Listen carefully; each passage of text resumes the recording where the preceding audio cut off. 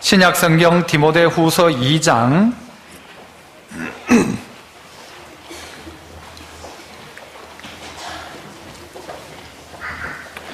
디모데후서 2장 1절부터 7절까지 말씀. 디모데후서 2장 1절로 7절, 제가 1절 먼저 읽습니다. 교독합니다. 내 아들아, 그러므로 너는 그리스도 예수 안에 있는 은혜 가운데서 강하고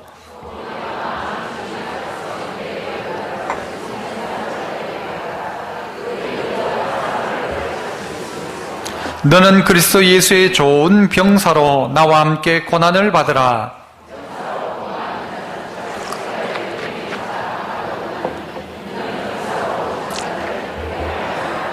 경기하는 자가 법대로 경기하지 아니하면 승리자의 관을 얻지 못할 것이며 같이요. 내가 말하는 것을 생각해보라. 주께서 범사에 네게 총명을 주시리라. 아멘. 할렐루야. 찬양대에서 찬양으로 하나님께 영광 돌립니다.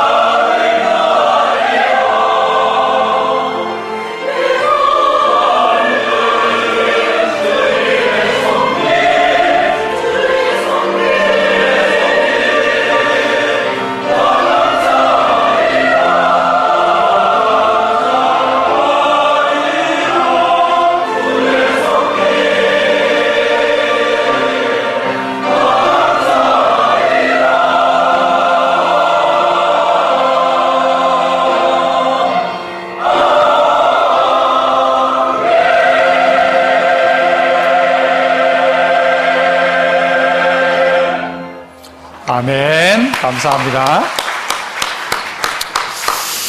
예, 오늘은 종교개혁 499주년입니다. 이제 내년이면 종교개혁 500주년이 되어서 우리나라 조폐공사에서는 이렇게 은화도 만들었더라고요. 기념주화를 만들고 또 금으로도 만들었던데, 야, 필요하겠다 싶기도 하더라고요. 은화 가격은 한 11만 원 하고 금화 이건 한 250만 원 가량 하던데, 500년이 되었기 때문에 우리가 해야 될 것이 무엇일까? 종교개혁 499주년을 맞는 우리가 단지 오늘 기억하는 것으로 끝낼 것이 아니라, 기념주화 하나 산다고 끝나는 것이 아니라, 오늘 나에게 정말 개혁할 것은 없는가 생각해 보아야 할 것입니다. 우리 교회들도 이 시간들이 많이 지나가면서 형식화되는 모습들을 우리가 보게 되었습니다. 다른 나라 또 어디 믿음 생활 처음 시작한 분들의 공동체에 가보면 찬양을 해도요, 이 찬양이 한 절, 두 절로 끝나지 않아요. 중국에는 그렇다죠. 이 100절짜리 찬송이 돼, 100절짜리. 이 찬송 한번 하려면요, 100절까지, 우리 4절까지지만. 근데 더 문제는 뭔가 하면 100절까지 하고 난 다음에 마칠 때쯤 내가 한 번 더 하면 200절이 되는 겁니다.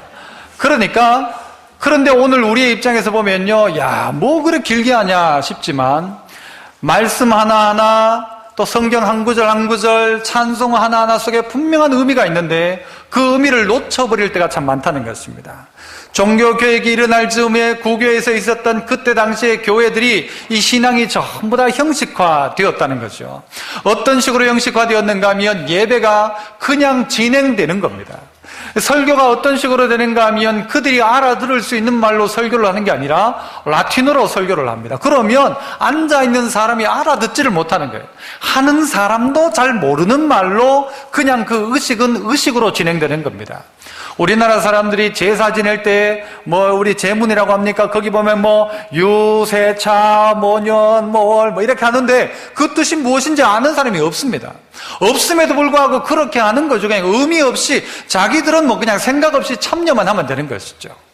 교회 예배도 충분히 그럴 수 있다는 것입니다. 예배가 시작되면 요때는 요렇게 하고 요때는 요렇게 하고 어쨌든 앉아있으면 나는 예배 드렸다라고 하는데, 그래서 어떤 시간이 지나가면 이제 마칠 때가 됐는데 라고 하는 것이죠. 혹시 제가 오늘 우리 예배가 11시 반에 시작됐는데 한 12시 반, 아니 한 1시 반쯤 마치면 여러분은 어떻게 하시는 거예요? 오늘 왜 저카나 오늘? 이럴 겁니다. 그러나 여러분, 많은 신앙의 공동체들 가운데 가보면요, 예배가 막 길어지기 시작합니다. 예배 가운데 막 감격 누리기 시작합니다. 본질은 놓쳐버리고 형식에만 붙들려 있다면 우리들도 개혁 대상이라는 것입니다.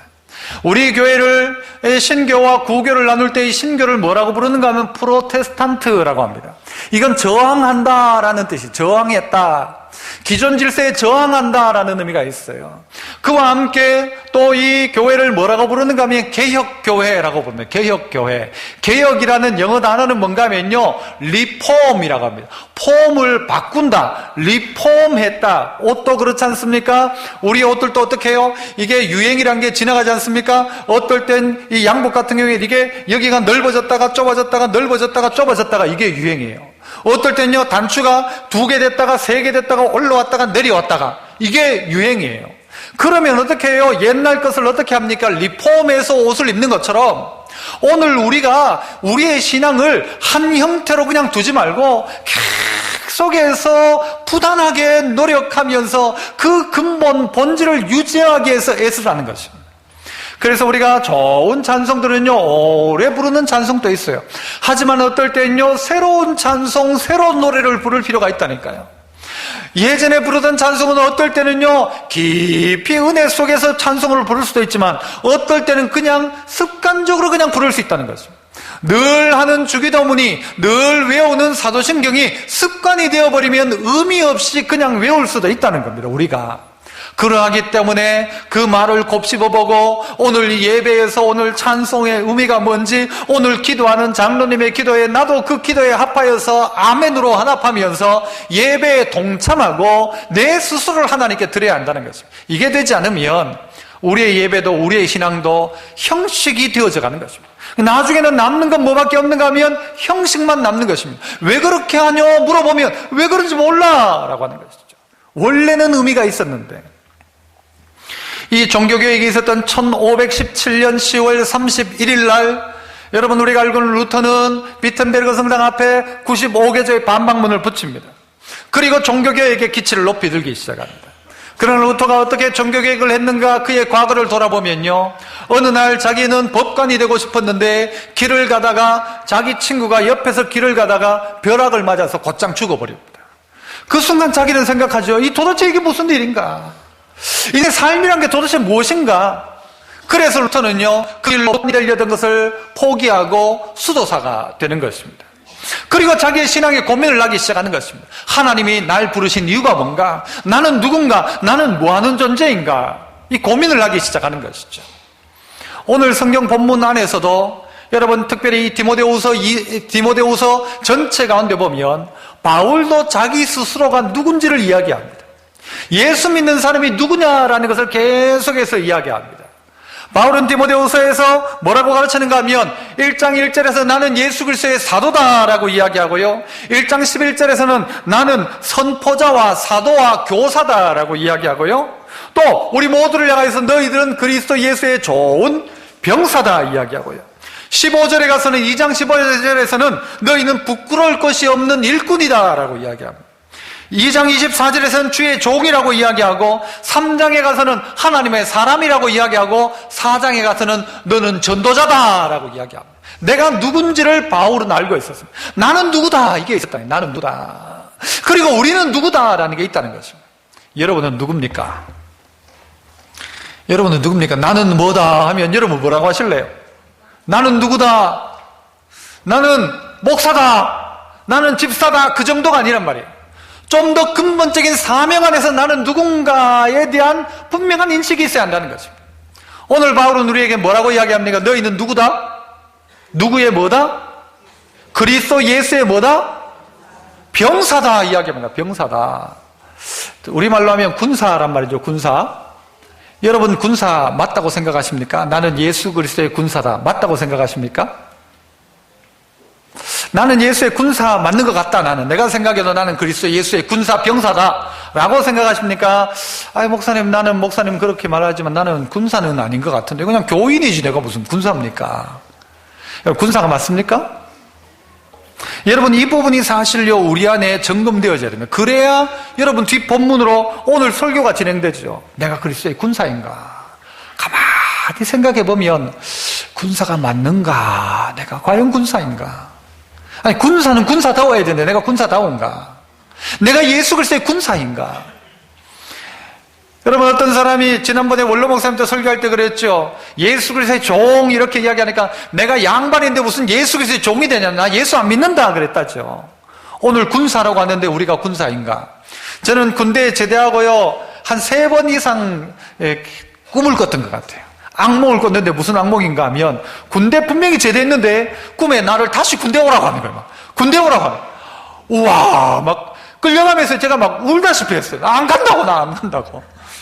난 군생활에 저는 좋은 추억들이 많이 있습니다만은요. 하지만 군대 아주 악몽과 같을 수 있습니다. 자유가 억압되니까.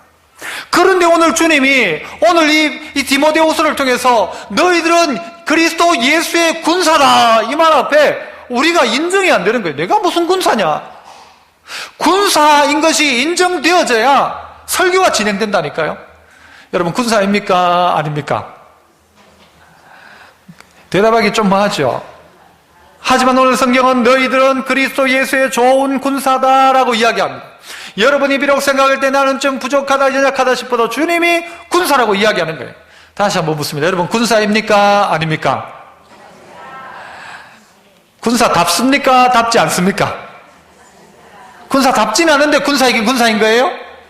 자 그렇다면 우리 모두가 그리스도의 군사라면 군사다워져야 되죠. 군인이 군사다워야 되죠. 오늘 성경 안에서 그렇다면 군사답다는 것이 무엇인가를 살펴보기를 원하는데요. 후안 카를로스 오르티스라는 목사님은 이런 이야기를 했어요. 이 시대의 교회는 유람선을 타고 그렇게 즐기고 구경하러 다니는 배가 아니다. 교회는 유람선이 아니고 뭐다? 전투선이다. 그리고 그 안에 탄 사람은 전부 다 뭐냐면 해군이다. 해군. 그런데 교회가 다 뭐가 되는가 하면 유람선처럼 되는 거예요. 일주일에 한 번 와가지고씩 예배를 어떻게 해요? 보고 가는 거예요. 보고. 예배는 빈 거예요? 보는 거예요? 예배는 드리는 겁니다. 하나님 앞에. 그런데 예배를 보러 간다. 그래요. 예배 보러 가자. 그래요. 예배 뭘 보러 옵니까? 제가 예배입니까? 제가 아니죠. 예배 드리러 가고 하나님을 보러 가는 거, 하나님을 뵙는 게 예배인데, 예배를 쭉 유람선 타고 놀러 오듯이 왔다가 갔다가 하는 겁니다. 그게 아니라 군대라는 것입니다. 군대는 각각에 맡겨진 사명이 있다는 것이죠. 그 한 사람의 어떤 군인들은요, 계속해서 총을 쏘는 군인도 있고, 어떤 군인은 병사를 위해서 밥을 하는 군인도 있고, 그 교회가 정말 이 전투선 같은 교회가 되어져야 된다. 그 말씀을 우리에게 하고 있는 것입니다. 자, 그래서 첫 번째는 따라해 봅시다. 은혜 가운데 강하여져야 좋은 병사입니다. 은혜 가운데 강하여져야 그 사람이 좋은 병사라는 것입니다. 그냥이 아니고.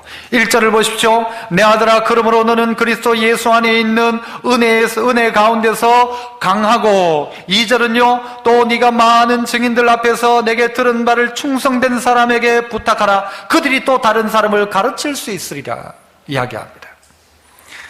은혜 가운데 강하여져야 좋은 병사라고 했는데, 은혜 가운데 강하여진다는 말은 무엇입니까?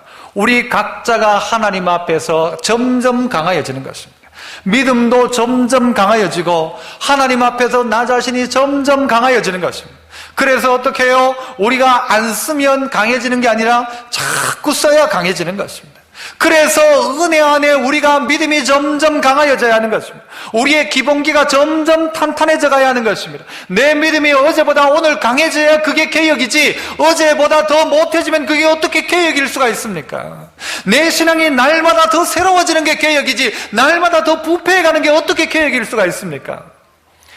루터가 그래서 수도원에 들어가고 난 다음에요, 들어가서 이제 말씀을 보니까 내 스스로가 너무 죄인이라는 사실을 막 깨닫기 시작하는 거예요. 말씀이 자꾸 나를 가르치니까, 그러니까 루터가요, 심심하면 회개를 하는 거예요. 그때 당시에는 회개의 방법이 무엇입니까? 내가 그냥 하나님 앞에 기도하는 게 아니라 누구한테 찾아가야 돼요? 신부에게 찾아가서 고해성사를 해야 되는 거예요. 그래가지고 루터가요, 심심하면 신부를 막 찾아가는 거예요. 그러니까 신부가 막 귀찮아 죽겠어요, 막 나중에는. 그래가지고 신부가 뭐라고 하는가 하면, 죄 좀 지었다가 한꺼번에 회개해라, 한꺼번에. 뭘 그때그때 회개하냐, 귀찮아 죽겠다, 제발 좀 회개 좀 그만해라 그랬어요. 그런데 루터의 마음속에 늘 하나님의 말씀을 보니까 점점 자기의 연약함이 보이기 시작하는 거예요. 여러분, 말씀 앞에 자기를 내세우는 거, 이게 개혁인 것입니다. 말씀 앞에 자기를 비춰보는 것입니다. 비춰보니까 부족한 자기 자신이 드러나는 거예요. 그러니까 회개하는 거예요. 다시 한번 은혜를 구하는 거예요. 그렇게 점점 강해져 가는 것이죠. 껍데기를 그대로 가지고서는 안 된다는 것이죠. 여러분, 그 보리새우 아십니까? 보리새우. 그 조그만 새우 있지 않습니까?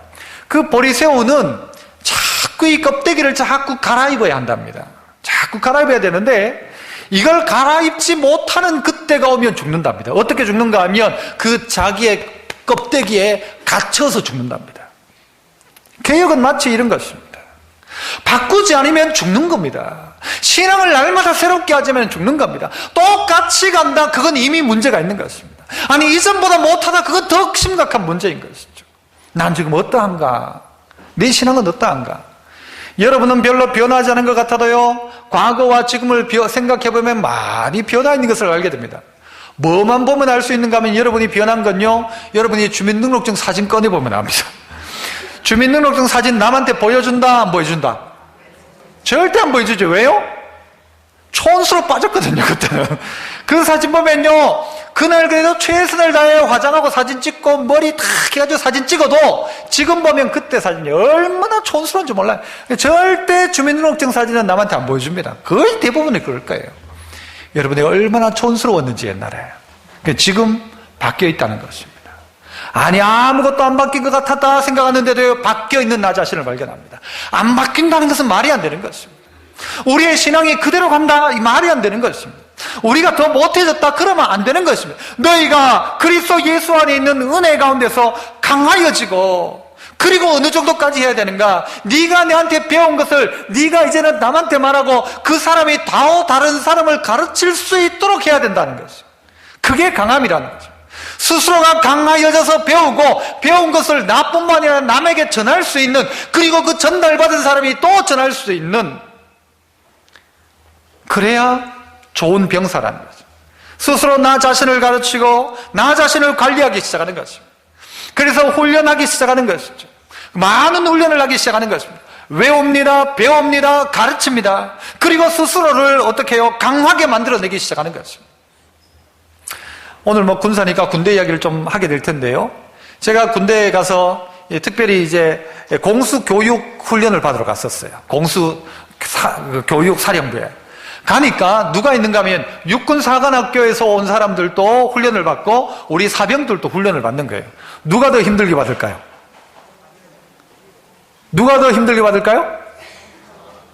육군사관학교가 훨씬 더 힘들게 받아요. 빡빡하게 받습니다. 우리 사병들은요, 하다가 어떻게 해요?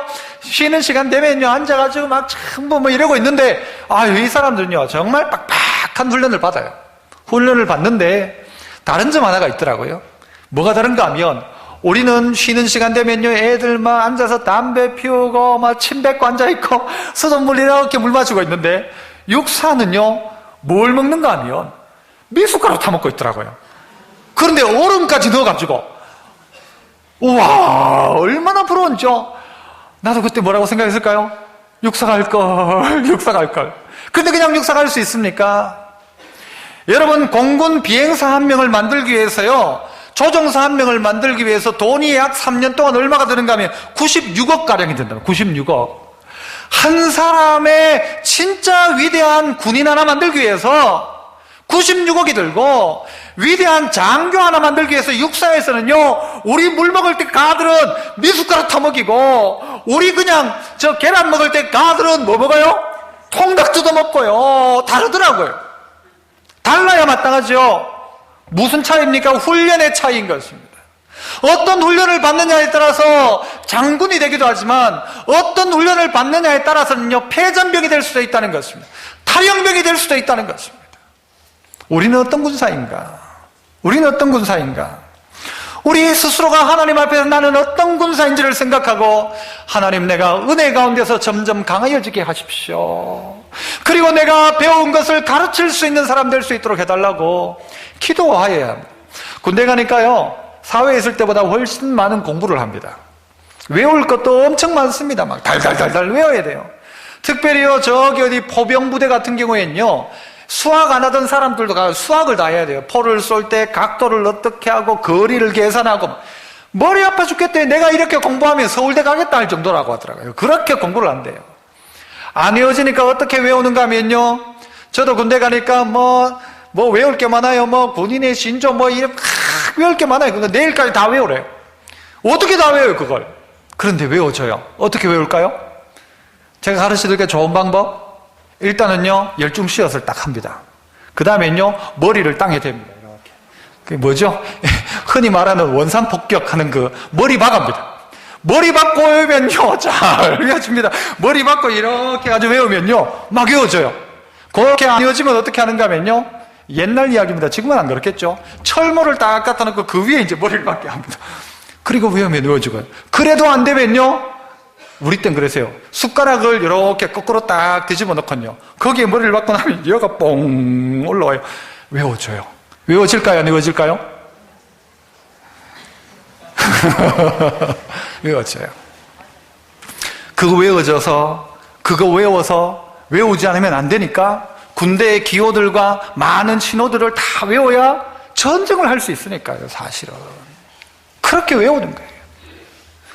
외워서 가르치고, 그래서 병장이 상병 가르치고, 상병이 일병 가르치고, 일병이 이등병 가르치고, 그렇게 배워서 군대가 유지되는 거예요. 그것처럼 우리 성도들도 어떻게 하기 시작해야 되는가 하면요, 네가 들은 것을 가르치고, 그 배운 그 사람이 또 다른 사람을 가르칠 수 있도록, 그래야 이 군대가, 그래야 하나님의 나라가, 그래야 그들을 향하여서 좋은 병사라고 이야기하고, 그래야 그들이 은혜 가운데 강하여지는 자이며 가르치고 배우는 일 가운데 있는 자라는 것입니다.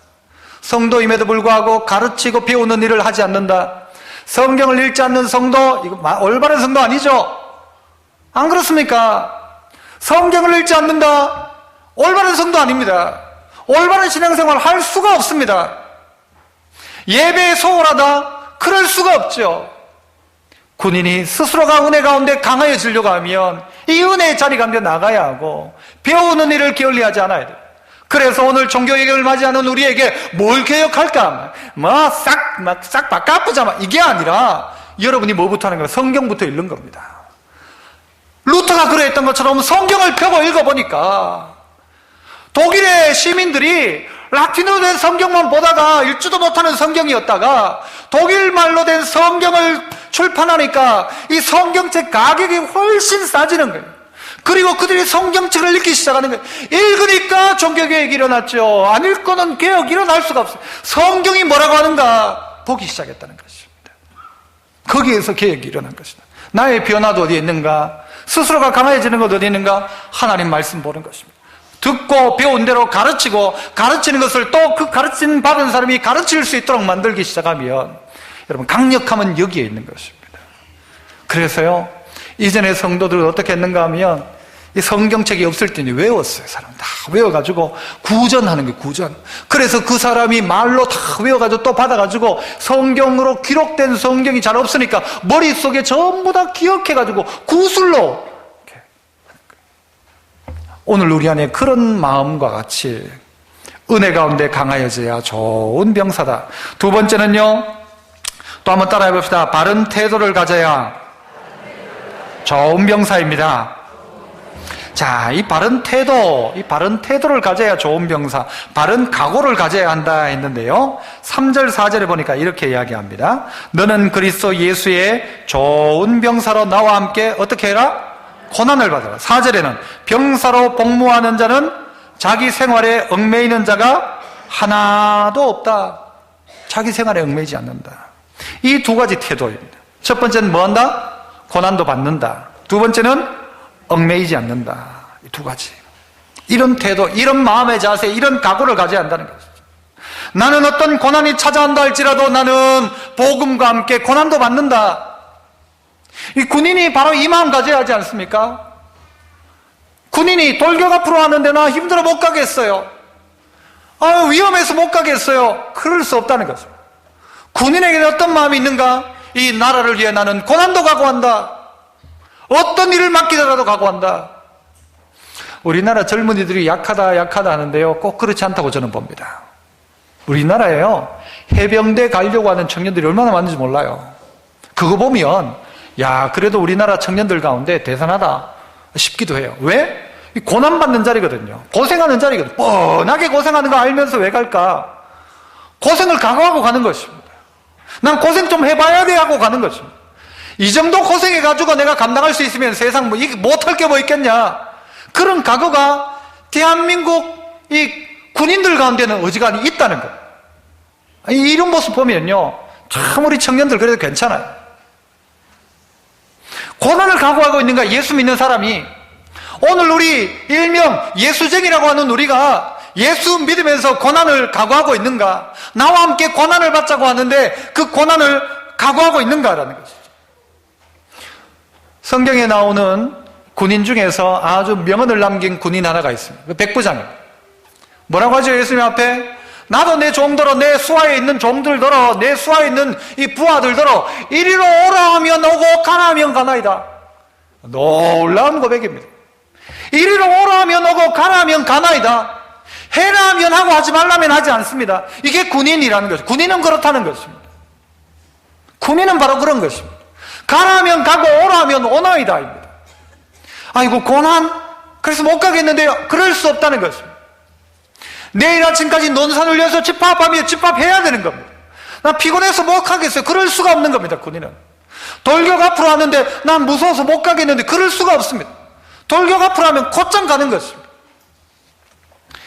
어떤 엄마가 자기 아들 있는 군대에 면회를 갔대요. 면회를 갔는데 다들 막 촥촥촥촥 걷는데, 아니 자기 아들은 똑바로 하는데 나머지 사람이 전부 발이 다 틀리더래요. 왜 틀릴까요? 자기 아들만 틀리는 거예요, 사실은. 자기 아들만 틀리는데도 엄마 눈에는요, 자기 아들은 똑바로 하는데 남들이 다 틀리는 것 같이 보이더래요. 이게 엄마 눈이겠죠. 왜 군인들이 제축훈련을 하는가? 폼나게 하려는 게 아니에요. 폼나니까 탁 하나 둘 줄쫙 맞춰가고 제자리에 있어 하나 둘 이러는 거 보면요 멋있으라고 하는 게 아닙니다. 왜 하느냐? 명령에 대한 명령훈련입니다. 앞으로 가 하면요 생각할 거 없이 나가야 됩니다. 말이. 그런데 그거 안 나가면 어떻게 하냐? 아까 이 아들처럼 되는 거예요. 혼자 딴짓해서 고문관이라는 소리를 듣는 거예요. 명령하면 곧장입니다. 앞으로 가 하면 가는 겁니다. 제자리에 서 하면 서야 됩니다. 그런데 계속 가면 그거 한 대 얻어맞아요. 그거는. 왜 이런 훈련을 하느냐? 제식훈련을. 명령에 대한 반응 훈련인 거예요. 이 훈련을 하면요 돌격 앞으로 하면 돌격하는 겁니다. 그런데 이 훈련이 안 된 사람은 돌격 앞으로 해도 돌격 왜 해야 되는지를 모르는 거예요. 군인들 가운데 어떤 군인은요 전쟁 났다 하면 곧장 흔히 말하는 총알바지가 되는 군인들이 있습니다. 적진 깊숙이 가야 되는 군인들이 있단 말이죠. 그 군인은 거의 대부분 죽을 각오하고 가는 군인들입니다. 하지만 고난도 각오하는가? 오늘 우리가 예수 믿으면서 고난도 각오하는가? 교회가요 어떤 식이 되어져 가는가 하면 우리 교회 그냥 교회 자체도 그렇지만 성도들의 마음도 어떤가 하면 내가 이렇게 해서 복 받아야지 물론 하나님 복 주시는 하나님이시지만 헌금 많이 해서 복 받고 이것 많이 해서 복 받고 그래서 그 똑같은 게 언제예요? 종교개혁이 일어날 당시에 교회의 모습이잖아요. 그래서 헌금 많이 하면 어떻게? 저 연옥에 있던 사람이 한 계단 올라가가지고 천국 간다. 성경에도 없는 법을 만들어가지고는 지옥과 천국밖에 없는데 중간을 만들어가지고는 요 중간에 있다가 헌금 안 하면 내려가고 헌금하면 올라가고 말도 안 되는 이야기를 하죠. 면제부를 팔아가지고 이거 사면은 죄를 없애준다. 말도 안 되는 이야기를 하죠. 그런데 그런 일들이 지금 우리 안에 벌어지고 있지 않습니까? 예배에 3번 참석하면 내 죄가 용서받는 것처럼 생각하고 그리고는 똑같이 나가서 그 죄 짓고 그러면서도 또 용서할 거라고 생각하니까 또 죄를 더 짓고 더 악한 것이죠. 이것이 이렇게 하면 다 용서받는다라고 생각하면서 스스로가 스스로를 다 용서해버리고 회개의 기회가 찾아올 때 회개는 하지 않고 개혁의 대상입니다. 바른 태도, 바른 각오를 가져야 이게 좋은 병사죠. 세상의 모든 것에 더 얽매여 있어요. 하나님보다 세상이 훨씬 더 좋아. 그래서 나를 하나님께 우리 성경에는 주의 제단의 뿔에 나를 붙들어 매달라고 그렇게 성경은 이야기하는데 우리는 자꾸 어떻게 해요? 세상에 자꾸 우리를 붙들어 매놓죠. 그래가지고 세상 가운데 살고 세상에 얽매여 살고 세상을 좋아서 살고 그래서 단 한 번 일주일에 한 번만 하나님 만나면 된다고 생각하고 개혁 대상입니다. 우리 스스로가 바꿔야 합니다. 이 시대의 성도들이 오늘 성경이 이야기한 이대로 오늘 바울이 우리 이 교회에 찾아와서 야 역시 개혁된 교회다. 아 역시 이 프로테스탄트다. 아 요즘 교회들은 정말 말씀대로 사는구나 라고 할지 예나 지금이나 똑같구나 이름은 바뀌었는데 라고 할지 그래서요 많은 우리 종교개혁자들은 뭐라고 이야기했는가? 개혁교회는 날마다 개혁되어야 된다 그랬어요. 개혁교회는 날마다 개혁되어야 된다. 이 교회는 날마다 바뀌어야 된다.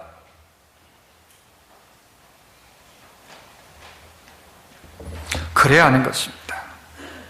마지막 세 번째는요 따라서 또 한번 해봅시다. 모집한 자를 기쁘게 하는 병사가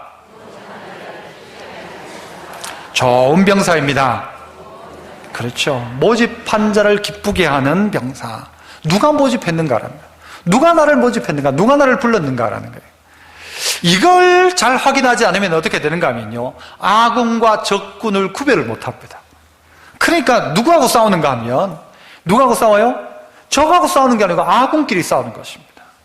그래서 교회 나와가지고 힘 얻어가지고 세상 가운데서 마귀의 권세와 싸워 이겨야 되는데 교회 와가지고 힘 얻어가지고는 김집사하고 싸우고 박집사하고 싸우고 그리고 또 자기 적이 누구라고 생각하는 남편이 자기 적이라고 생각하는 거예요. 아내가 자기 적이라고 생각하네. 내 원수는 자식이다 생각하는 거예요. 자식하고 싸우는 거예요. 아니란 말이죠. 부르신 자가 누구냐? 우리 모두가 주님 앞에 부르심을 받아서 각각의 군인들이란 말이에요. 각각의 군인들. 예전에 저희 때도요 군인들이 휴가 나와서 싸움을 많이 하고 들어갔어요. 특별히 누구누구가 싸우는가 하면요, 해병대하고 공수부대 만났다면 싸웁니다. 누가 더 센가? 해병대가 더 세다, 공수부대가 더 세다. 싸움 잘하는 놈이 셉니다. 그건. 그래서 싸우는 거예요. 또 육군하고 해군이 싸우는 거예요. 정말 어리석은 짓 아닙니까? 같은 군인들끼리, 같은 한 군대가, 샌들 같은 군대인데 똑같이 부르심을 받아놓고는 같은 군대가 적이 누군지를 모르고 싸우는 거예요. 적이 누군지를. 왜냐하면 우리를 부르신 자가 누군가에 대한 생각을 못하니까 그렇다는 것입니다. 누가 나를 불렀는가? 누가 나를 불렀는가? 오늘 병사로 모집한 자를 기쁘게 하는 것, 그게 우리의 일이라는 거죠.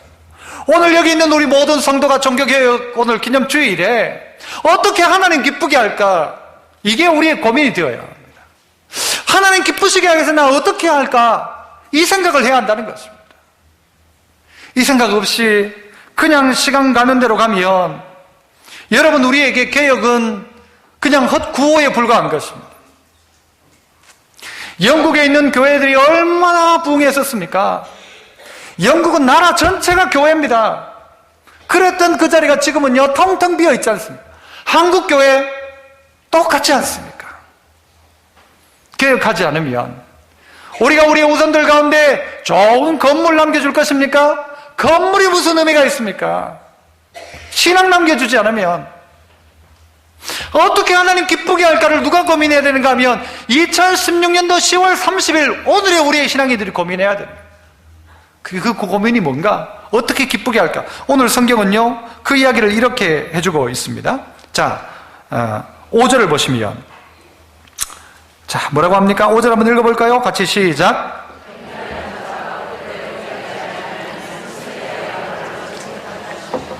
하나님을 기쁘게 하는 방법 첫 번째는 뭐냐? 법대로 해라 하는 거죠. 따라 볼까요? 법대로 하자. 법대로 하는 거예요. 여러분, 법대로 하자 이 말 언제 씁니까? 싸울 때 쓰죠. 법대로 하자 오늘 막 그죠? 싸움 났을 때 막 법대로 하자 그러는데, 오늘 경기하는 자는 어떻게? 법대로 경기해야 된다. 법대로 경기하지 않으면 뭐가 없어요? 승리자의 관을 못 얻는다. 바꾸면 오늘 경기하는 믿음의 성도가 법대로 하면 뭘 받는다? 승리의 면류관 받는다. 이거 믿으라는 거예요. 이거 믿어라. 어떻게 하나님 기쁘게 할까? 법대로 해라는 거예요. 법대로 하는 게 뭐예요? 말씀대로 하자는 거예요. 말씀대로. 성경이 가르치는 대로 한번 하자. 성경이 뭐라고 하는지 한번 그대로 한번 해보자 하는 거죠. 그대로 한번 해보자. 성경이 가르치는 대로 하면 어떻게 한다는 거예요? 승리의 면류관을 받는다는 거예요. 승리한다는 거예요. 그 법이 없어요. 또 뭐라고 이야기합니까? 6절에는 또 읽어봅시다. 6절 같이 시작. 자, 수고하는 농부가 곡식을 먼저 받는 것이 마땅하다. 하나님을 기쁘게 하는 두 번째 방법은 뭔가 하면요, 수고하는 것입니다. 수고하는 것. 그러면 먼저 받는다. 그러죠. 먼저 받는다. 먼저 받는다. 그것이 어떻다? 마땅하다. 그렇게 이야기합니다. 그러니까 어떻게 하나님을 기쁘게 할까? 모집한 자를 기쁘게 하는 병사는 뭐에 따라 살아가는가 하면 말씀 따라 살아간다는 거예요. 말씀 따라. 그리고 어떻게 해요? 수고한다는 거예요. 어떠함에도 보이지 않음에도 불구하고 씨를 뿌리고, 그래서 열심을 다하여 수고하면 그 수고의 값으로 어떻게 해요? 그 수고한 농부가 곡식을 먼저 받는 것, 먼저 먹는 것은 당연하고 마땅한 것이다. 그래서 성도들은 법대로 살아가는 것입니다. 어떻게 하나님 기쁘게 할까? 보이지 않음에도 불구하고 수고하기 시작하는 것입니다. 그러면 먼저 받는 역사가 일어난다. 먼저 받는다. 하나님의 군사가요, 말씀대로 법대로 순종하기 시작하면 하나님 어떻게 하는가? 그 뒤에서요, 대포를 쏘고요, 인공위성을 통해 가지고 또 수많은 지원 병력들을 보내주십니다. 성경이 그것을 우리에게 약속하고 있지 않습니까? 아무것도 두려워하지 마라. 내가 너와 함께한다. 세상 끝날까지 너와 함께한다 그러셨잖아요. 순종하는 그 길 가운데 함께함도 있는 겁니다. 순종하지 않는데 거기 어떻게 하나님의 함께함이 있어요? 세상에 얽매여가지고 그렇게 살아가는데, 하지만 오늘 결단하고 법대로, 나는 말씀대로 한다. 어떤 어려움이 있어도 말씀대로 결정한다. 그때 하나님의 도우심이 나타나기 시작하는 거예요. 하나님의 말씀의 역사가 나타나기 시작하는 것이죠. 하늘에서 뭐예요? 저 인공위성 있지 않습니까? 그 인공위성에서 여러분 차에 내비게이션 있잖아요. 그거 전부 무슨 신호 받습니까? 핸드폰 신호 받나요? 아니에요. 어디서? 저 하늘 꼭대기에 있는 인공위성에서부터 GPS 신호를 받는 거예요. 그래서 지도 위에 내 위치가 어딘지를 찾아가지고 찍어 놓으면서 가는 거죠. 마치 그것처럼 하나님이요, 그 믿음으로 살아가는 법대로 하는 자에게, 수고하는 자에게 하나님의 방법이 뭘로? 면류관으로 나타나고요, 먼저 싹스를 받고 먼저 곡식을 받는 것이 마땅한 그 복의 역사가 누구에게 나타나느냐? 충성되고 모집한 자를 기쁘게 하는 군인에게, 그 병사에게 하나님 주신다고 이야기하지 않습니까? 어떻게 하나님을 기쁘게 하는가? 그 마지막 하나의 방법은 뭔가 하면 7절이죠. 내가 말하는 것을 어떻게 해봐라? 생각해봐라. 주께서 범사에 네게 총명을 주시리라. 생각해보라는 거죠. 잘 생각해보면 하나님이 뭘 줘요? 총명을 주시는데, 그 총명 주심 가지고 뭐 하기 시작하는 거예요? 보이지 않아도 수고의 씨를 뿌리기 시작하는 것입니다. 그 보이지 않아도 손해보는 것 같아도 말씀대로 법대로 한번 해보는 거죠. 그렇게 하니까 어떻게 해요? 그의 삶 가운데 얽매이기 쉬운 것 다 벗어놓는 것이죠. 부르심 앞에. 그리고 자기의 삶을 드리기 시작하는 것이죠. 그리고 어떻게 해요?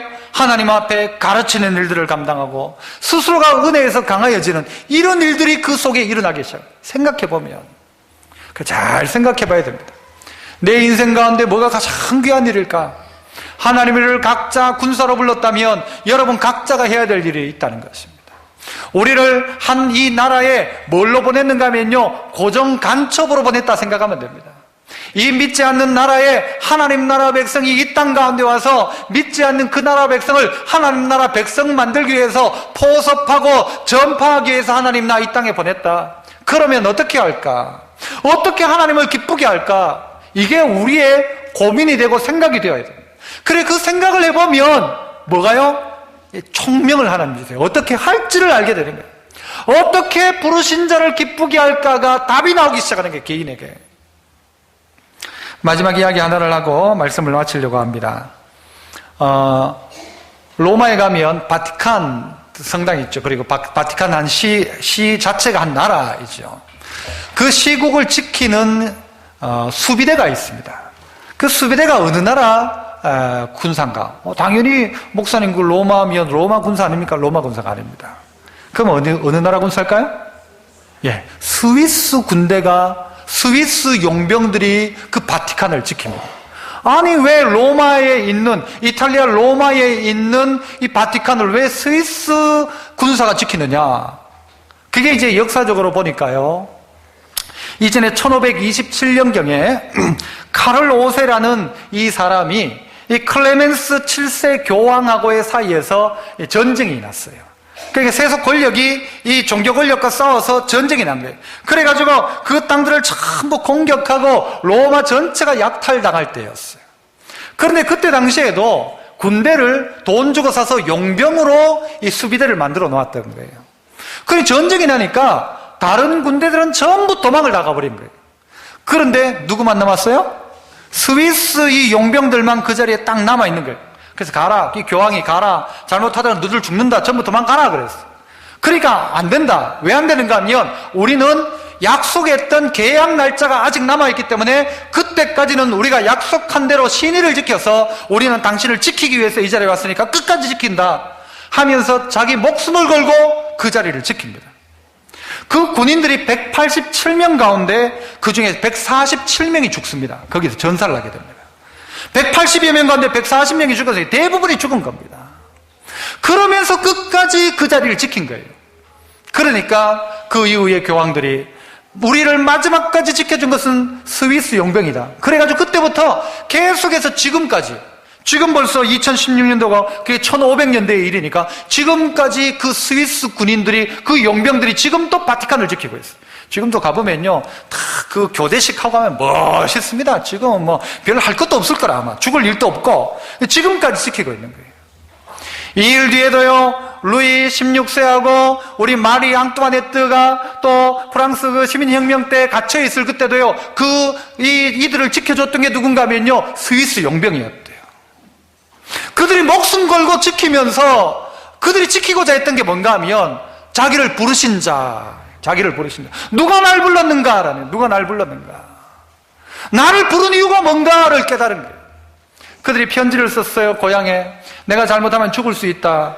하지만 나는 여기서 끝까지 이 일을 감당해야 된다. 그러면서 뭐라고 했는가 하면 후손을 위해서라도 절대 배신은 안 된다. 후손을 위해서라도 절대 배신은 안 된다. 우리가 신용을 잃으면 후손들은 영원히 용병을 할 수 없을 것이다.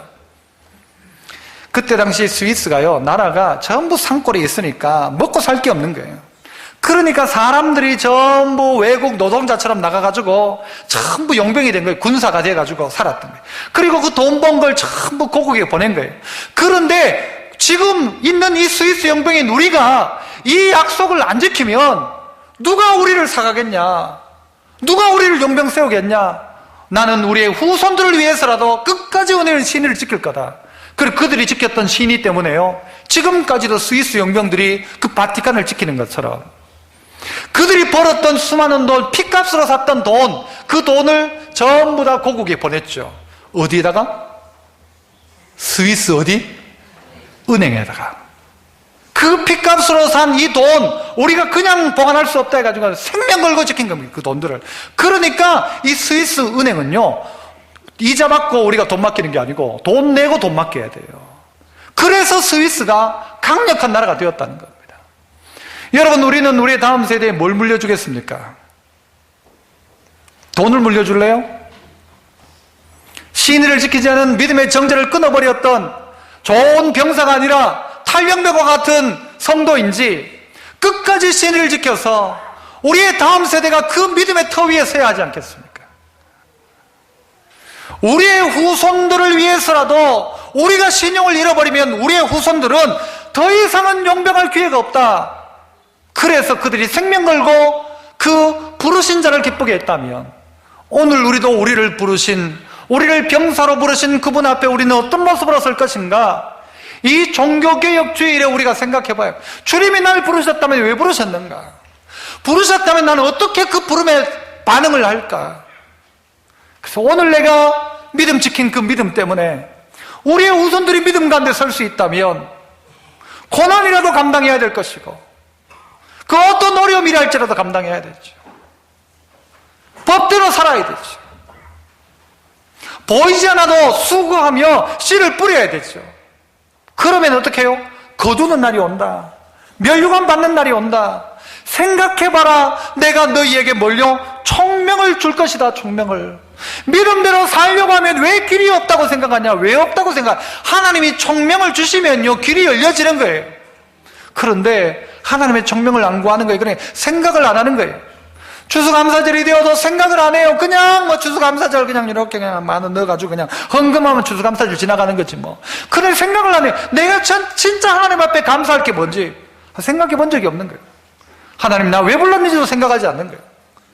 용사로 부르신, 오늘 병사로 부르신 주님의 음성과 부르심 앞에 어떻게 내가 이 병사로 부르신 자를 기쁘게 할까 깊이 생각하셔서 하나님이 여러분 가운데 총명함을 주셔서 이겨내고 농부처럼 수고하는데 보이지 않아도 수고하는 그 총명함, 경기하는데 법대로 하면 안 될 것 같은데도 법대로 하는 그 총명함, 얽매이지 않는 총명함, 고난도 감당하는 총명함, 이겨내는 총명함, 그리고 이 복음이 전파되고 전파된 자가 또다시 전파하는 그 놀라운 복음의 전달, 복음의 전파의 놀라운 역사의 총명함, 더 나아가 은혜 앞에 강하여지는 그런 우리 믿음의 성도 다 되시기를 축복합니다.